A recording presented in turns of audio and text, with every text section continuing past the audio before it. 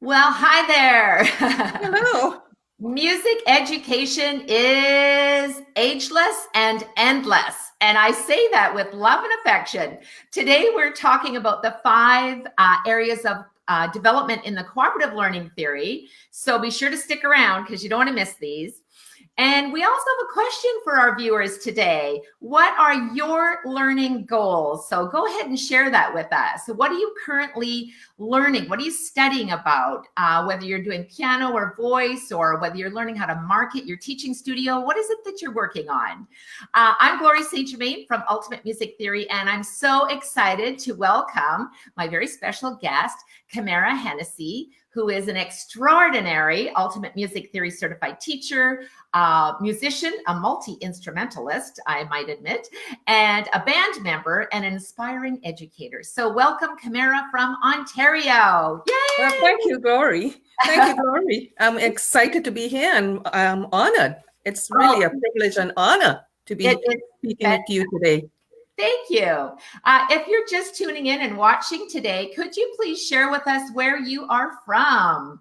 Let's see. Oh, we have, Jeet. Yay. Nice to see you, Jeet. Go ahead and share with us where you're from. That's the great thing about doing our Facebook Live interviews is we get to see everyone else and where they're from. So I want to say a big welcome. I see, oh, Jean is out there. Fantastic. Ivy Wong, all the way from Hong Kong. It's fantastic. So thanks for sharing where you're from today. So Kamara, you have such an inspiring story of NEPD, never-ending professional development, and it really designed your path because you are a continuous learner as well. And I think so often when we think of starting piano lessons, we think of, oh, we'll just start when we're 5 or 6 years old. But tell us how you got started, because you started at not 5 or 6 years old, in your teens, right? Yes, actually, I started when I was actually 14 years old. And the reason being, where I am originally from the Caribbean, Trinidad, at the time, there wasn't a teacher. My mom did invest in an old I call it a honky-tonk piano. And we had it in, just sitting there. But I think I was 9 when she invested in it. Oh, yes. But we never had a teacher. I never had formal training until I think it was the piano tuner who used to come occasionally. Well, it was more like it seemed every month because the piano being old and, in the tropics, the humidity all affected the tuning very, significantly. And I often wonder how I ever passed a training with practicing on tuned piano more than it was tuned. But however, so he had known of this teacher who I guess he was also tuning her piano as well.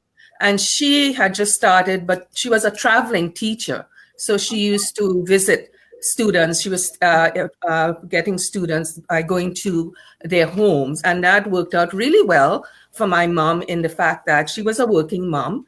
And, to get us the lessons so that became an ideal, situation for her to have the teacher to come to her home and give us lessons. Yeah, it was myself and my older sister started off, and then later on my younger sister and my brother, when they got a little older, continued. But I was the one in my family who carried on and didn't give up on it because I guess I was always fascinated with the sound. And sometimes how did the sound come up? I was just going to say sometimes too, when we think that we have to start music lessons when we're young, but sometimes I think when we're older, we are almost more sometimes driven because like we are excited about learning it. Our parents don't make you take lessons at the age of 14. It's something that you actually want to do. And I have a question for our viewers as well, is that what age did you start your lessons, and what age do you think is the best age for teaching those young beginners? So I'm curious to see whether you're watching the replay or whether you're on with us live. Go ahead and share with us what age did you start your lessons, and what age is kind of your favorite to teach? Because I think that really influences us on how what method books we use, right, Kamara? Because we're not going to use the same books with those beginners that are just 5 and 6 years old, and then of course the ones that start when they're 14 years old. But throughout your teaching career, and how wonderful that the teacher came to your home, because I think sometimes that does make a difference. And I think it's important to have that opportunity for learning, because if you're, a busy mom, and how are you going to get your kids into lessons? But I am curious, because so you've developed as a musician in piano. Tell us about how you were dared to join a community band as an adult. Well, it was after I graduated from the Bachelor of Music program at McMaster, the School of the Arts. Yeah. I did it I pursued that undergrad degree on a part-time basis because, as you know, Gloria, I shared a lot of my own personal experience that got me there. As I would say to to those who are listening, I often think it was through the death of my daughter that was the catalyst for giving me a reason for, trying to redirect my life and finding a purpose. And I have to say, I had very supportive colleagues in with my teacher, who were teachers at the time. And one in particular, when I was pursuing theory, like harmony and history, even when my daughter was sick, I was doing that. And then I used to visit her studio. I would go to her studio, and then she started to talk about her own experience in going to McMaster, doing her undergrad, and then going to UBC to do her musicology. And I was so, she was such an exciting, and I used to pick her brains. Yes. And then she said one day, you would do well going to university. You have so much. And so, but I have been away for formal education for 20 years, right? Over 20 years, because I was raising a family. I was a home mom, and I was helping out when I was doing still taking lessons. I was helping out my teacher with the younger students in her. She would ask me to take over the younger ones, because she wanted to focus more on the advanced level ones that playing at the advanced level. So you could say I had that a little bit of experience there working with the younger students. But then Francine said, and I thought about it, and through her, she sort of helped. Well, she prepared me for the audition. So we put the theory on hold and focus on the audition process and getting the pieces, ready to do that. And I was successful to get through. But the way life was moving for me, I couldn't do it on a full-time basis because I was involved in other things. But anyway, so I did a 4-year program in 8 years, and I graduated in 2003. And thank you. And after that, it was the course that I was doing, the arrangement and WINS method. And I used to see these young students who from high school, doing the program, they will be, arranging and performing on the saxophone. And I love the sound of the saxophone. So after I graduated, I thought, I should do something else. I know piano tends to be a very kind of lonely, I would say. You're by yourself. So I decided, okay, I'll take up the instrument. And I was I contacted Long and McQueen Burlington, and they put me onto a teacher, Buddy Aquilina, who is a jazz musician and you're well known.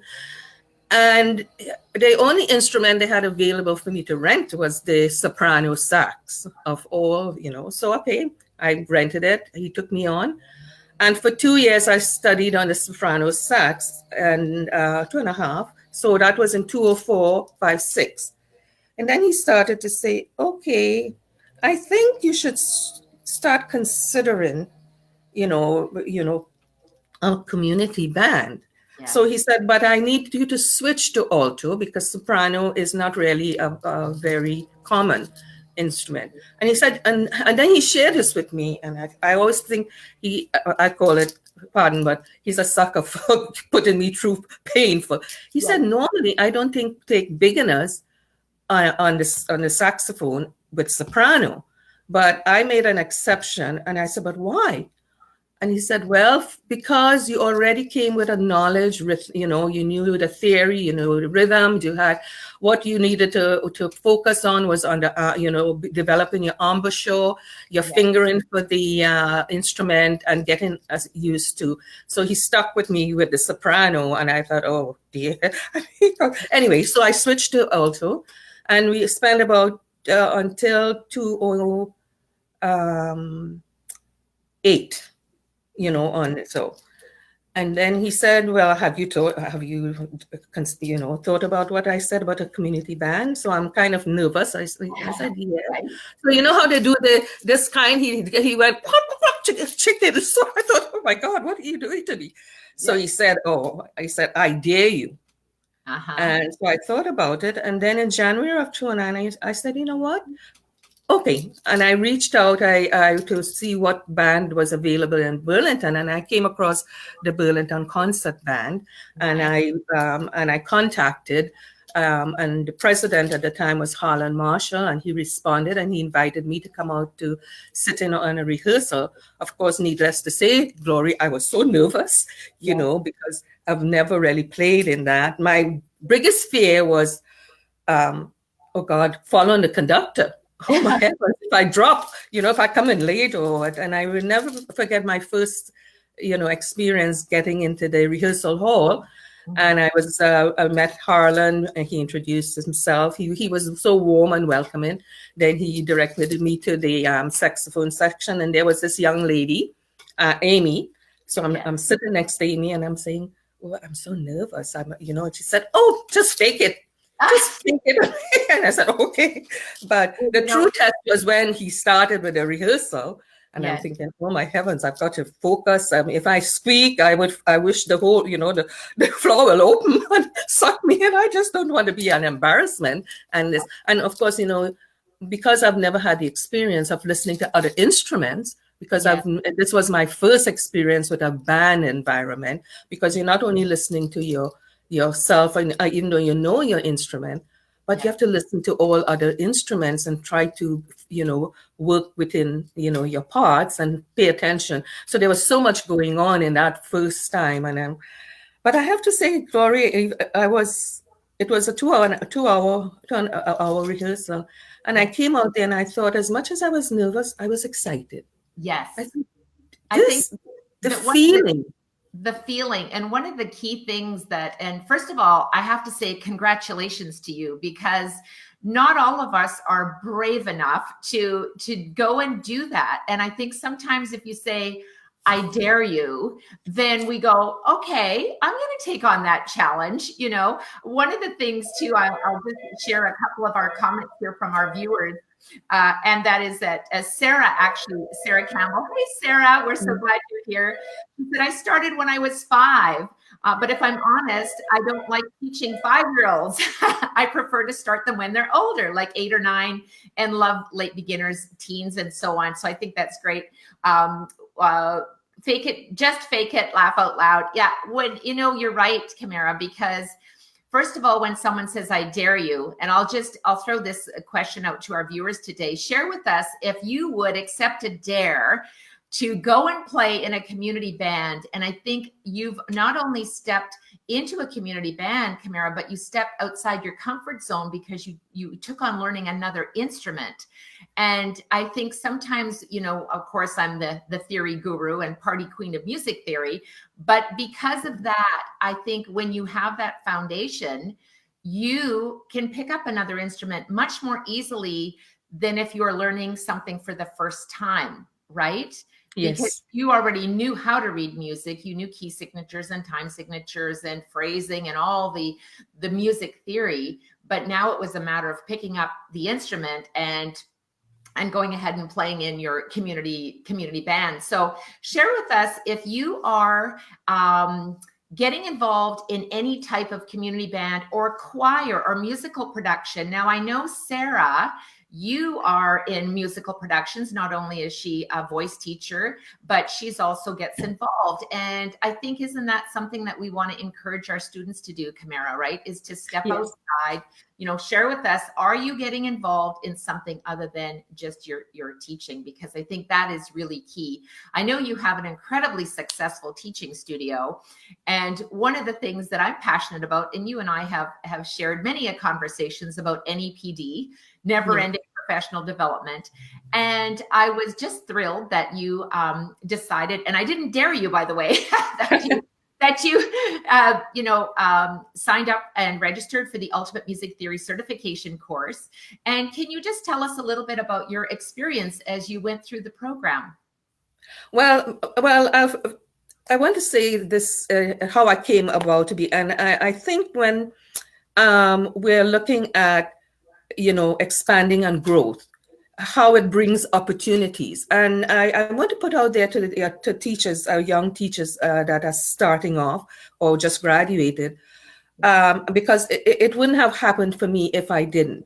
How it is so important to join a teachers organization, because I'll tell you, Glory, if I didn't, after I graduated and I decided to, I knew about the OMTA organization, because through my teacher who was a member, and I used to attend, she would invite me to workshops and to her recitals. So I had an idea before what this was, but you just see it on the surface. It's only when you become a part of an organization you get more in depth.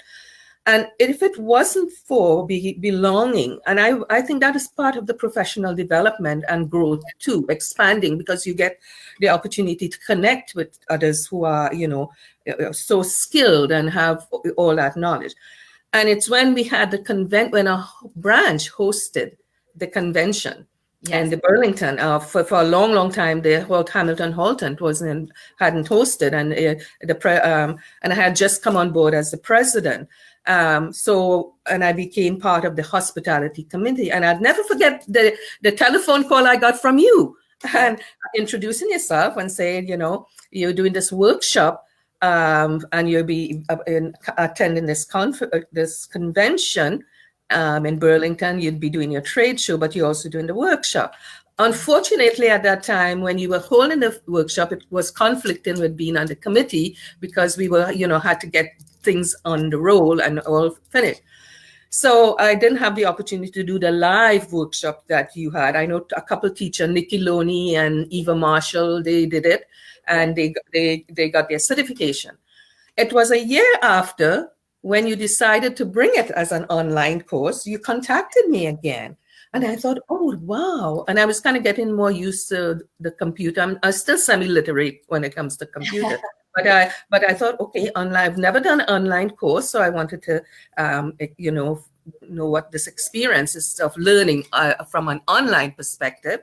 And then I signed up, and you were new to there, and so I thought, oh, that was wonderful. And the fact that your course provided these video, and it's lifetime, and I can always access it to review and to go back if I'm forgetting about some of the things.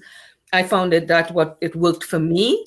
And I always say to you, Gloria, I'm so grateful for you being so creative and so passionate about what you do. I mean, it's infectious. Really, it's really infectious for creating such, and how you've expanded out in, creating and given us so much more resources that, and one of the things I was so glad when you and Sheila brought out the ABC books, because now I seem to be getting younger. You had asked the question prior, what age? Before, I never felt comfortable. Mm-hmm. I would take like students 6 or 8, 7 older, because once I know they could read, in school, they're more literate. So I never felt comfortable doing 5 or, at that age. But it's not until you provided that resource and the way it's set up, I thought, that's a wonderful, introduction to getting that age group, getting to learn all those concepts from that, because I didn't learn. I mean, I started late. I did a recital, and I have to share this again with you, Glory. I did a recital where kids were younger than I, and I was just John started off on, the old Lila Fletcher, John Thompson. Yeah, so I was just one, and here they played, and imagine a 14-year-old Yes. playing at that level and, with 6, 7, and 8-year-olds at a higher level, and you're feeling so self-conscious about, but my teacher at the time, her focus was so much on exam, just doing the Trinity College theory and Royal School practical, because that's the examination bodies we have in the Caribbean. Yes. So she just get me one year, bang, bang, bang, bang, bang. Yes. And what I discovered, I was very limited in my resources, in my playing, because it was only exam. It's only after I started to attend pedagogy classes and at the university and I have to say the band environment has provided me with a much broader repertoire to learn and to, and to develop and to continue developing from those. And it's all these, attending these conferences and conventions and workshops on pedagogy and all the, is what has continued. And I don't like to miss out on any of that, if possible. Mm-hmm. And I think it's so important to continue, the education. I really enjoyed seeing you again when we were out in Ontario not too long ago. And yes. hopefully I'll be back out there again doing some presentations. One of the things I think that I was passionate about was not only creating the Ultimate Music Theory certification course, but then, as you said, bringing it as an online course. And I'm really excited to tell teachers that we are now, the card is open. So those that are interested to learn more, you can just put UMTC in the chat box, and we'll make sure to get you all of those informations. I do have a question for our viewers, and that's, how do you incorporate theory into your lessons? So just share with us how you bring music theory into your lessons. I'm just curious to see what is it that you do? Do you teach it as a separate class? Do you teach it as part of your lesson every week? Do you do a once a month? What is it that you're teaching? I've got some comments here for you, Kamara. And that is Christopher Murdoch. He says, the one reason group lessons are great, listening to each other in an ensemble, such as you, Kamara. Sarah says, absolutely. When you're talking about learning more in your group, if you've done something, we'd really like to know. And Sarah says, yes, I do community theater. And I think it's interesting to step outside your comfort zone. I don't know if I have any more hours left in my day, but I think it would be really a fun activity. I've never been in a community band, and I think that might be something that would be a challenge for me. I'm not going to say I'm going to do it just yet, because I have integrity. Kamara, if I say I'm going to do something, I do, but you've certainly put that question in front of us. So now I'll throw that same question back to you, Kamara. So how are you now incorporating theory into your music lessons? Okay. Well, and again, I always go back to my own experience. When I was, and as I said, it was so exam oriented that theory was treated as a separate subject from practical. So you prepare the theory one side and the practical. And there were many things in the practical I wanted to be more enlightened about, but I just had to learn to play and be, technically proficient and make sure I get everything is involved. But I was always curious, but it was never answered. And then when I started to work on the theory books, other theory books in it, and one of the things I love doing, and you have that as part of the way you've set up your theory book, is that analysis. I love to analyze the pieces and look for or how the composer use a chord, or how he's used a broken chord to outline a melody and things like that. So so now I make it a point when especially in a new piece that are being introduced, a student is learning, we do what I call a sight reading. And people think about sight as looking, but sight reading, and I learned this from a pedagogy workshop. I understand. This is sight reading is not like putting something in front of you and you read it, right? Sight reading is actually like a detective looking at sight on all all that. So start picking out all some, can you see a triad outline? Can you see intervals? What intervals can what is happening here? And you're working it through by verbalizing. And then the student, once they play, you have, okay, I've been introduced to, oh, there is the triad there is the broken, there is the the dynamics and all the features that you want to help them build in that one playing, but to see as many the key signals, and any accidentals that are alerting you to, is it minor, is it whatever, and all those features, but you're not actually playing it first. You're finding them out first. Yeah. And that's how it was defined as sight reading to me. And I thought that really makes sense to me. That is, when you talk about sight reading, that makes more sense than putting a piece in front of it and say, okay, read that. And one of the things that Sheila and I, Sheila McKibben-Uren and I, and of course we've written over 50 books together. So we are a very connected brain. And one of the things we were passionate about was exactly that, Kamara, is that, and in fact, most of the pieces that are in the analysis, like at the end of every lesson, is a review test, comprehensive review test, and it continues to develop throughout the program. And many of those pieces were written by myself or by Sheila because we wanted specific for that level, so that as you're going through the Ultimate Music Theory workbooks and you're doing those review tests and you're doing the analysis and sight reading the pieces, exactly for that reason, I think it's important to almost be able to, my mom used to say, can you see what you hear? And can you hear what you see? And it's important to look at a piece of music and can you hear the melodic line? That is, you're right. Like, analyze it first in depth. Can you hear it in your head? And then, I mean, you can imagine, you talk about Beethoven and any of the great composers. I mean, they had to hear all of that and notate it in their head, and then they would hear it as the orchestra would play it. So I think it's really important to take those concepts and analyze them, and then go ahead and play it and say, oh, I did hear that as I heard it in my head, and it reflects too when you're composing. How are you going to get started with that? But we did want to talk about our 5 areas of development in the cooperative learning theory, because we've talked about that a little bit. And once you are reaching out and you accepted the dare to go into the community band, and of course you have extensive education. You've spent many, many years in studying, and congratulations, because you continue to do so. And it's because you're being involved and step outside your comfort zone and continue to learn and grow. And so I thought we would expand a little, and you may want to write these notes down for our viewers. You can go ahead and let us know what your thoughts are about the 5 areas of the cooperative learning theory.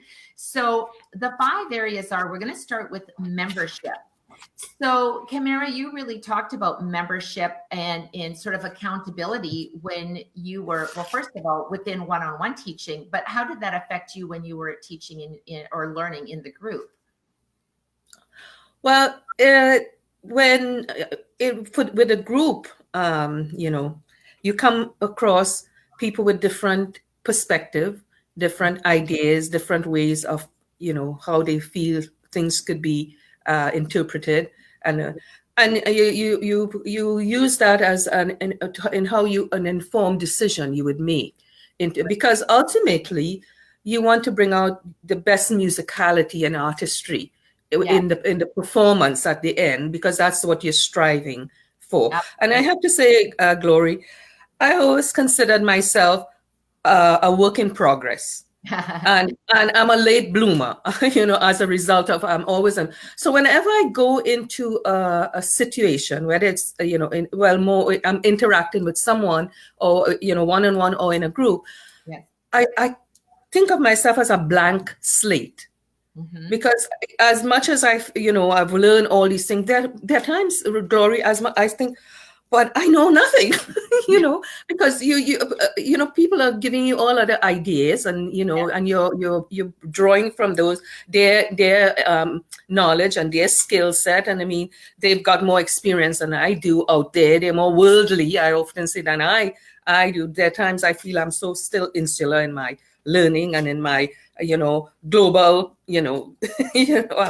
but and that's why when I have to come back to doing these, when you do these live interview and I listen to all the other guests you've had, it is so enlightening to listen to them. And I continue to learn from their own, experience and, things like that. But one of the things I have to say when we were doing in that Learn 5 Most, right? And you made a comment. And I know because we're so cultured, I mean, in growing up in the school system, even at home, when we make a mistake, it's like, oh my goodness, you're out. And, it's like the end of the world. You can't accept the fact that this mistake. And so this mistake is the negative, right? As you well know. So what I have found, and I use your words that you've said, it's not mistake, it's only feedback. Yes. And because of that, you can embrace that perceived mistake as another opportunity to learn or see it in a different, to evaluate it in a different way, as opposed to saying, oh my gosh, I'm really stupid, I don't know. But it's not. It's just another. It's another level of getting you to re-evaluate or redefine what is this mistake all about. Yes. Well, I think in going through the 5, and I think they apply. So just to back up a bit for those that are not sure, what is the cooperative learning theory? So the cooperative learning theory is, and there's 5 areas, and we're going to be talking about those, but they are when you are working in small groups, and it might be a small group of just 3 of you or 5 of you or maybe even 8 of you, but they really are affected through membership, which, as Kamara just said, is accountability. So to yourself, because you're going to be the best musician that you can be because you're part of a membership, right? The second thing is influence. It's that positive face-to-face interaction that really influences you to do your best. The third one is feelings. And we talk a little bit about that feelings because it helps you gain confidence. Just as the first time, we met Kamara, we'd say, oh, hi, how are you? Little handshake, polite. But as we begin to become part of the cooperative learning theory, our feelings and our confidence really, really gain. And the next time you might see someone, you might open up a little bit more within your group, and even you admitting to your neighbor saying, oh my goodness, this is like way above my head. How can I do my best? But they're there to help you gain confidence. The fourth one that we talked about was differences, and positively dealing with those differences, your abilities and your learning style. Because Kamara, you teach a lot of students, and I'm sure that you see visual, auditory, kinesthetic learners, and they're all different. And yet somehow we have to reach out to them and take those differences and turn them into a positive goal for them in their learning styles. And the fifth one is productivity. And that's really about sharing ideas, which is exactly what we're doing today. And I think you really have said all of those things have really empowered you to grow as a musician and as an educator too, right, Kamara? Mm-hmm. Oh, definitely. And when I evaluate my success as a music educator, I mean, I don't have a big studio. I do more one-on-one.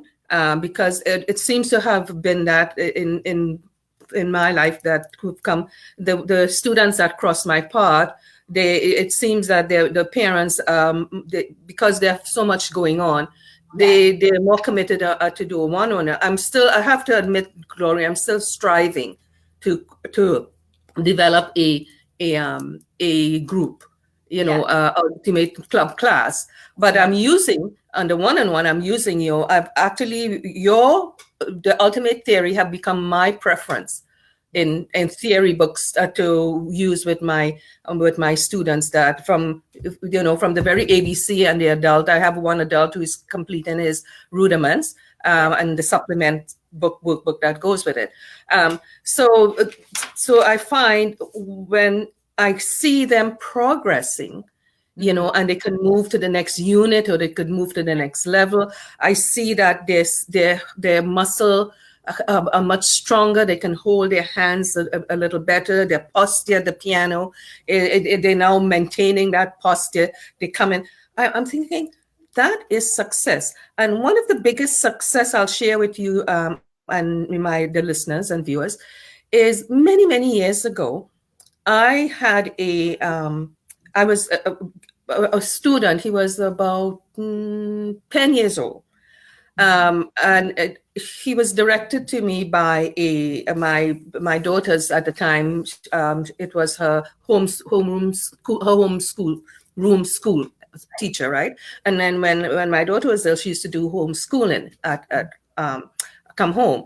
But she took early retirement because her husband was ill, but she was still with the board, so she was doing after school tutoring. Yes. So this young boy came, and she was tutoring in math, but he was diagnosed with ADHD. Oh, yes. Now, I had an idea what ADHD, but I didn't know exactly. And he was also on medication to help. Now, so she phones me and she said, "How would you like to have a challenge?" Well, of course, I said, well, I like a challenge. So I have this student, and I'm tutoring in math, but he was doing piano, but then he dropped off, and I think he could benefit from piano lessons again. Mm-hmm. But I'll give you his background, and she did. So I thought, okay, I'm not too knowledgeable about AD and the medication he's on. So I went and did the research, because for me, I thought, well, how best could I facilitate the student? I'm going to take the challenge, but how best can I facilitate the student? Yes. And so he came to me, and I have to say it was quite a challenge because his attention, and he was easily distracted. But it really allowed me to be patient, tolerant, loving, non-judgmental. And I never knew I had all of that until the student came into me, because I wanted to give him the best learning experience and not write him off and say, okay, I can't teach. So, but the best success was, Glory, when I had that recital, my home studio recital, and I said to his mom, well, I'm going to encourage Justin to play these two little pieces. Now, we spent a long time on this piece because, to get him. But at the time, I'm cringing, oh gosh, because he could easily get like a meltdown if things go wrong. And I experienced that with him, that if he couldn't get it right, there was this big meltdown, right? And how do I bring him back? But I didn't want to not have him be a part of that, because as you know, Glory, so there is a need for us to have our students look at other students play and hopefully be inspired. Yes. So the mom was okay. The dad wasn't so enthused about, but however, and the two pieces we prepared, Justin was able to sit on that bench, and he went through it. He made one little error, but he didn't, and because I'm thinking, so I'm there, I was sitting in the edge of my seat. And what was the most delightful thing to see is when he was finished, is to see how he even surprised himself, and he was so happy that he actually sat on that bench, played, and I just had this relief. Oh my God. Yeah. So when people ask me how successful I use him as an example of when you can, have a student with that learning challenge, or this challenge in that learning way, how you are. And I learned so much from him, Glory. Absolutely. I really learned a lot of things, and I learned a lot about who I was and myself, because I never thought I was capable of, that I had all this and a lot of, compassion. But I must say the compassion came with all my own personal experience too. I never thought I had all of that. So it had to take those incidences or those circumstances to help bring me out as put that part of me out to and have access to that, so I can be supportive of that student. And I still find myself in that way, So, And, I embrace students who have, come with little challenges. I mean, we all like to have the perfect little student who could go quickly, but at the same time, I don't want a bright student either, because then I have to maybe be always on top of my game, as you know, if they're further ahead than me. But anyway, it's all, as you know, growing and learning. Yes, always growing and learning. I think one of the things I've been blessed, oftentimes I will get, interesting students, as I will say. And I think you're right, Kamara. For me, I always think it as a blessing, because for somehow they've chosen me as their teacher, and I always learn, whether they are that gifted student that learns so fast you can hardly keep up, or they're just the ones that are happy to be there, or the ones that are struggling. I mean, sometimes we say, we work as counselors and we teach music on the side, because there's always something that's different, isn't it, in how we grow in our own profession, and how we grow as human beings by sharing and nurturing learning with our students. And I do want to share a few of our comments here that were asked from before. And Christopher shared that he plays with a worship, I think it is, let me see here, with a worship ensemble. And he said, but I don't think I could play in a community ensemble on a dare. He said, but you just never know, right? And that's pretty cool. That's all that counts. One of our other comments here is that Christopher says, what do you think of the idea recommended by some teachers to practice sight reading with 4-voice SATB from a hymn book, which would be pretty interesting as well, right? Because you're always, reading the chord structure. If we stop being works in progress, we will become a work in regress, right? And I agree with that. I think we always have to keep learning. Learning is growing. Interaction encourages you by example to do your best, and encourage you to reciprocate, set a good example for others. Absolutely. I think that it's important for us to be there, to be present in all that we're doing. Oh, Christopher has one more comment for us, Kamara. And he said, it's a very ancient saying, but a true and honest thought, that if you become a teacher by your pupils, you'll be taught. Oh, wonderful. I love it. Oh, so true. I have to read that one again. Yeah. It's some music, eh? It is. It's a very ancient saying, but a true and honest thought, that if you are a teacher by your pupils, you'll be taught. That's right. That was a good one. We have to say that we love that one. Well, I want to reach out to all of our teachers to, if you want to learn more about the Ultimate Music Theory Certification course, we cover so much material and really do want to inspire each other. Even though I created the Ultimate Music Theory Certification course, I'm constantly learning from teachers like Kamara and all of our other UMT certified teachers on how we can become better at our craft. NEPD, Never Ending Professional Development, is there. And I want to thank you very much, Kamara, for sharing your time with us today. And I just want to wish you great success in all of your endeavors. And do you have final thoughts that you'd like to leave us with today? Well, I would say continue to be involved in any which way in the community. I find is my involvement in the community, volunteering in my community has opened up my networking so much, Glory. If I hadn't, been a volunteer and doing and really connecting to some type of organization that can help you to continue to expand, because you're going to connect with, people that people who you don't know. They come with a wealth of skills and knowledge, and that you can continue to draw from. So, and like you said earlier, if come out of your comfort zone. Yes. When I was growing up, I was always taught that because I was very quiet. You wouldn't know it now. But I was very quiet and in the background. And I had a lot of certain beliefs in myself. And I think a lot of that came for how, when somebody tell you you're like that, and after a time you become to believe that you are like that. Yeah. So I had, so there was those limiting belief about me and how and where I could be. I always thought I couldn't, expand. And I have to say, sometimes life's experience puts you in places that it really gets you out there to come out of your comfort zone. You have no choice. Well, it's either you could become, I would say, you become a victim of circumstance, or you tell yourself, you know what, I'm going to try to rise out of that, and not be victim of circumstance. And somehow when you put that mindset of coming out, you seem to attract people who will come and support you through that.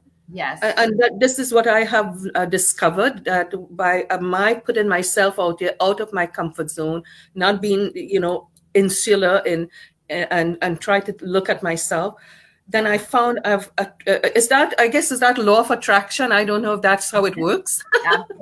Absolutely. I mean, we talk about a growth mindset and fixed mindset, and sometimes, certain circumstances you can have a fixed mindset and a growth mindset. And I think when you become aware, that's when you can say, okay, I need to just have a bit of a growth mindset here, because we can always learn. And you are the controller of your thoughts. And, Napoleon Hill, of course, said, whatever you can conceive and believe, you can achieve. And it's so true. And I think, I really encourage teachers, as you said, Kamara, to join a community, to become part of that, because, oftentimes teaching is a very isolated position. We have our students and we have ourselves. And in this day and age, whether you're joining, and I should mention too, if you're not already a member, please make sure to join our Ultimate Music Theory Facebook group, where teachers such as Kamara are there to support you and encourage you and answer questions that you might have. I'm popping in there from time to time as well, just to, answer any questions that you might have, because we have that opportunity now to take online courses. And perhaps you could, chat with us in the chat box. Let us know what your comments are if you have any questions, and we'd be happy to answer them in the Ultimate Music Theory group. Be sure to get registered. I might say that the Ultimate Music Theory certification course is open now and available, but only for a short time. So I invite you to do that. So thank you again, Kamara. I see that we have got great people out there hanging out with us today. So I want to say thank you again, and I will see you soon. And we have our Sol and Tito, and they said, I love it. You see, I wanted to show you.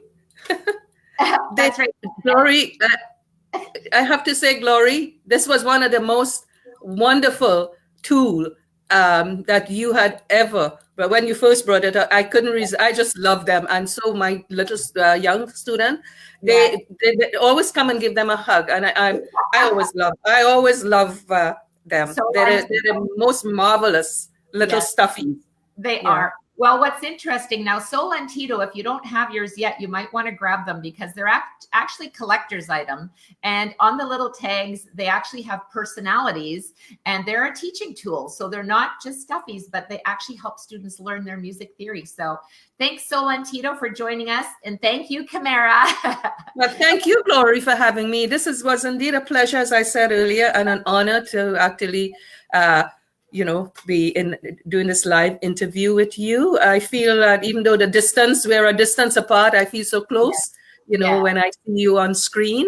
And each time I look at the video of your, UMT course videos that I invested in, and I see you there in person, I just feel like I'm in your classroom in real time. Sometimes, that's how I get that feeling, like I'm in the classroom in real time, when I could see your, and it's wonderful that we have the technology that could allow us this, opportunity to continue to learn and grow through it too. So much. Thank you. Okay. Okay. Have a great day. You too. Bye.